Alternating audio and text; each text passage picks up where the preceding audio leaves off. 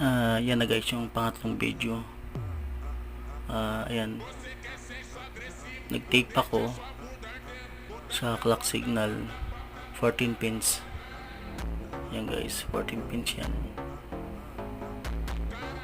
Kasi kapisado ko na yan. Yan, saksak natin. Yan guys, okay na siya. Ganun lang kadali guys, 14 pins lang. Diba? Okay na yung display niya.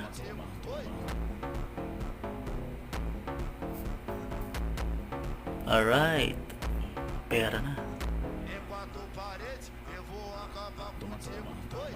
Yan guys, okay na yan. Putol na yung video niyan, okay na yan. Thank you guys.